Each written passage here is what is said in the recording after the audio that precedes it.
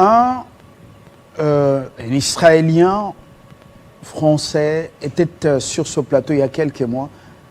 Il nous a dit, le Congo a tout. Il suffit de mettre l'homme au travail. Avec des petits moyens, et vous allez vivre les miracles. L'expérience d'Israël à travers l'agriculture.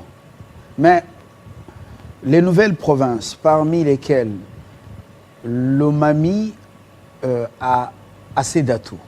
Mais pourquoi ça traîne à prendre de l'envol? On en parle avec vous, Georges Moudjani. Bonjour. Bonjour, monsieur Fabien Vous Lumbala. êtes à la tête de jeunes leaders de la province, cette nouvelle province, ancien district du Kassai oriental.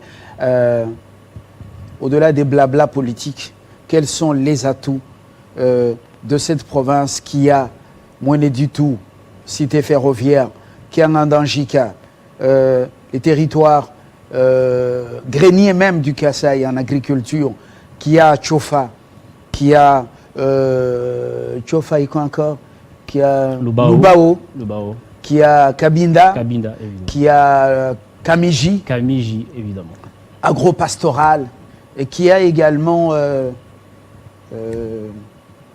bon, c'est beaucoup de coins, voilà. Même Bachimike, Kamana et partout. Qu'est-ce qu'il faut pour que cette province décolle? Merci beaucoup, monsieur Fabien Lumbala. Je voudrais d'abord vous remercier de l'opportunité que vous m'accordez ce matin de parler de cette province, cette grande province qui est la province de l'Omami, située au cœur de la République démocratique du Congo. Cette province, vous l'avez dit très bien, qui a des potentialités économiques, des potentialités humaines incommensurables. Mais pourquoi ça traîne? C'est très important d'en parler aujourd'hui. Fabien Lumbala, vous avez dit tout à l'heure que la République démocratique du Congo a tout. Mais c'est l'homme qui pose problème. Et parler de l'homme, moi je parle de l'investissement humain. Le président de la République, mine de rien, place l'homme au centre de toute son action. Et pour que cette action réussisse, l'homme doit être formé. L'homme doit être formé. Je quitte les réunions du bureau de Kinshasa avec les discours politiques. Allons sur le terrain. Qu'est-ce qu'il faut pour prendre de l'envol? J'ai cité tous ces territoires. Les atouts, il y en a. Il y a le diamant, il y a tout. Qu'est-ce qu'il faut?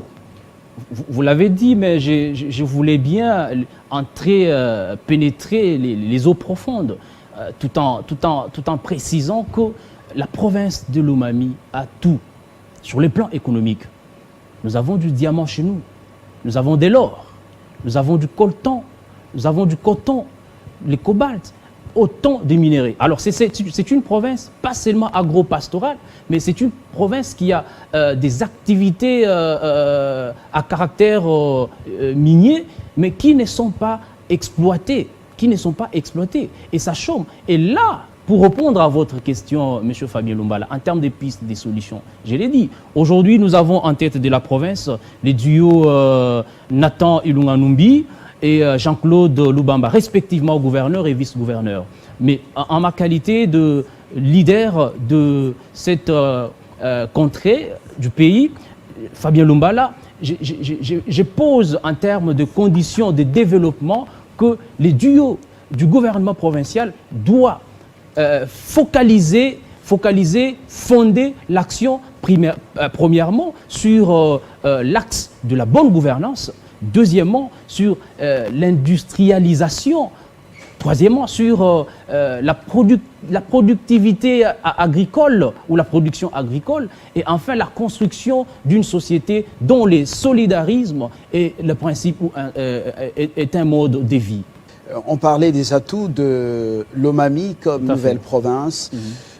Justement, il y a eu, vous avez parlé de l'homme instruit, l'homme cultivé, l'homme plein de talents y est, et les atouts sont là, mais ça tarde à prendre de l'envol malgré la succession de gouverneurs, vice-gouverneurs, voilà. Non, mais pas malgré la succession des gouverneurs et vice-gouverneurs. J'étais en train de saluer les nouveaux leaderships, un leadership de qualité ça, qui vient... Ça, c'est l'approche pour les médias, Voilà. ce que nous faisons, ça, vous pouvez garder pour les réunions des partis politiques, les communications, Mais déclarations. c'est aussi important que les Lomamiens et Lomamiennes sachent qu'aujourd'hui, à la tête de la Ce province, sont eux qui ont il élu. y a un nouveau leadership, qui est un leadership de qualité, qui est pour moi une lueur d'espoir, n'est-ce pas, pour le développement de cette province. C'est parmi les atouts. C'est parmi non, les c'est pas atouts. parmi les atouts. Oui. Au-delà de la formation de l'homme, parce que pour moi, l'éducation est le principal ascenseur social.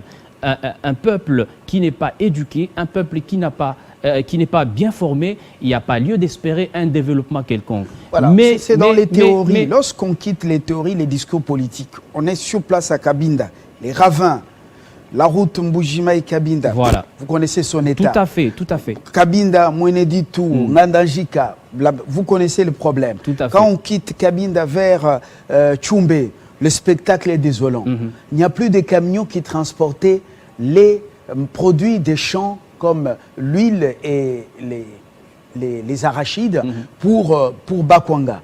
Et il n'y a plus ces camions. Il n'y a plus de grands commerçants. La situation économique et sociale est catastrophique. Alors, quittons les discours des politiques, allons sur le terrain. Comment faire capitaliser ces atouts pour changer la situation? Alors Je suis dans ça. Pour que la population de la province de Lomami soit bénéficiaire de tous ces atouts, très bien, il faut d'abord cette volonté politique qui doit caractériser les dirigeants de cette province. Ça, c'est très important. La volonté politique doit caractériser les dirigeants de cette province. Alors, Ngandajika, par exemple, c'est un secteur, un territoire agro-pastoral. Nous devons travailler le champ, travailler la terre. Nous devons cultiver. Je vais vous choquer, Fabien Lumbala. L'agriculture de proximité ou l'agriculture mécanisée? Bon, d'abord, avec l'expérience de jusqu'à ce jour, nous sommes dans... Comment on appelle ça? À part Kanyama-Kassisi, c'est quoi?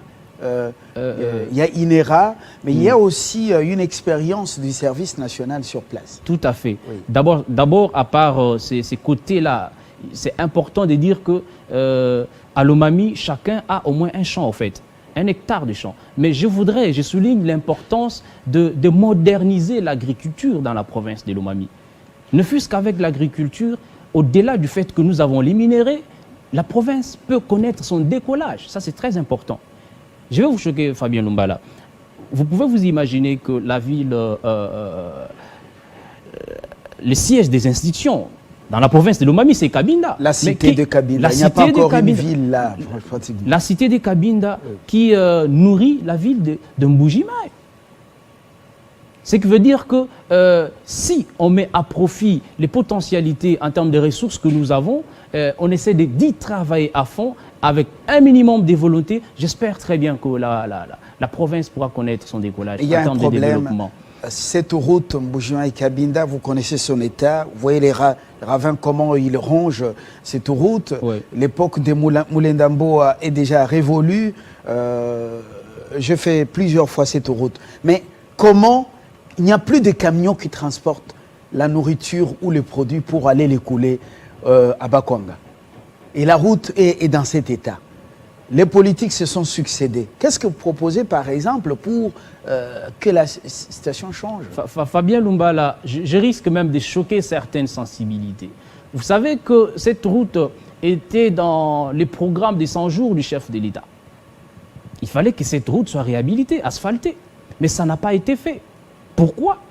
Et les moyens alloués, n'est-ce pas, à la réhabilitation de cette route, détournés par qui? Pourquoi impunis jusqu'à ces jours? J'espère très bien qu'il y a un plaidoyer que nous allons mener, nous, en tant que leaders notables de ces coins, pour voir comment mettre en application tous les projets initiés pour la construction et le développement de... Les notables et leaders du coin sont connus. Ça fait combien de temps que vous êtes rendu à Cabinda? Ngandajika ou Tchofa, voilà. Bon, ça c'est évident, ça fait déjà plus de 10 ans. Là, il va falloir... J'ai les informations à distance. Oui. Ça fait plus de 10 ans que j'ai fréquenté Mweneditu, que j'ai fréquenté Cabinda, que j'ai fréquenté Luputa, que j'ai fréquenté voilà, tous les territoires de Lomami. Mais j'espère, je suis en train de prévoir, de préparer un voyage pour descendre sur place, m'imprégner de la situation et donner voilà, une orientation en tant que telle. Dans la modernisation des routes, construction, modernisation des routes, lorsqu'on regarde la situation géographique, est-ce qu'on doit revenir sur la réhabilitation de cette route ou de toutes ces routes de cette agricole, même celles d'intérêt national, à nos anciennes habitudes, quand vous regardez les défis, les degrés de dégradation de toutes ces routes, même les parties qui étaient asphaltées? Ça, c'est très important. Au regard de la situation géographique de la province, c'est là que je souligne l'importance de signer des partenariats avec des provinces voisines, entre autres la province de Lualaba, la province de Tanganyika, Sankuru, Maniema, ainsi de suite. Signer des pactes en termes de partenariat, voilà ce que je voulais dire, avec les responsables des différentes provinces voisines, voulais-je dire, oui, pour voir dans quelle mesure partager l'expérience avec les responsables de ces provinces afin de ramener, ça c'est très important. La province de Lomami a été créée, je crois, en 2015. C'est une jeune province. Elle a besoin de s'équiper, elle a besoin de se ressourcer en connaissances, en matériel et ainsi de suite. D'où l'importance, c'est que je recommande également au duo Nathan Numbi et Jean-Claude Lubamba, l'importance d'entrer en collaboration, de réchauffer les climats diplomatiques avec les provinces voisines. Ça, c'est très important. On va terminer par cette question. Ceux qui se sont abreuvés à ce grand Kasaï, à Lomami, en termes d'études, moyens, ainsi de suite, qui sont partis, est-ce qu'ils ont le souci de revenir aux sources en apportant chacun une contribution? Je voudrais d'abord commencer par moi-même qui suis parti de Mweneditu, ma ville natale, ça fait longtemps. J'ai un grand souci de revenir chez moi, construire, apporter du neuf, apporter quelque chose en termes d'une pierre à l'édifice. Mais là, c'est même la cause de l'émigration de beaucoup de jeunes. Les jeunes qui quittent cette province, certains, nombreux qui sont venus ici à Kinshasa, à Lubumbashi, ainsi de suite. C'est d'abord les soucis de bénéficier d'une formation de qualité. Et après avoir acquis toutes ces connaissances, bien sûr que oui, j'espère très bien que nous sommes maintenant prêts à descendre chez nous pour aller profiter, faire profiter voilà, toutes ces compétences, toutes ces connaissances à la province et aux habitants de chez nous qui sont restés. Ça fait très longtemps. J'ai vraiment hâte de descendre chez moi, sincèrement. Et je veux descendre, je promets déjà. Très bien. L'espoir est permis. Tout à fait. Parce que les atouts sont là. Et nous avons également la foi que les gens vont davantage se comporter en responsables et non pas mercenaires. L'actuelle équipe dirigeante est aussi conjuguer les efforts en synergie pour pouvoir relever les défis. C'est aussi, Fabien Lumbala, l'importance de souligner ici que les responsables des différentes institutions de la province doivent apprendre à être fidèles à la notion de bien public. Faire la part des choses entre un bien public et un bien privé. Et cette génération, elle est, excusez-moi le terme, un peu turbulente, parce que, comme on dit en lingala, Bakosi biso trop. Et maintenant qu'on a compris, on a réalisé que non. Et voilà, la vérité est là et nous allons taper sur la vérité. Nous allons taper là où ça fera très mal les moments venus. Mais on espère très bien que les potentialités humaines, économiques de la province seront gérées de manière assez honnête. Il faut la redevabilité pour qu'on arrive à une vraie redevabilité, c'est-à-dire rendre compte, Voilà. vous les jeunes, vous avez le devoir de faire pression, de rester en mode éveil et de pouvoir dénoncer ce qui ne marche pas, et aussi proposer, critiquer, proposer des solutions aux dirigeants et non pas seulement démolir. Très bonne journée à toutes et à tous. Et nous, nous jetons l'encre par ici avec l'espoir de vous retrouver demain avec la même percutance sur Télé 50. Très Bonne journée à toutes et à tous. Excellente semaine.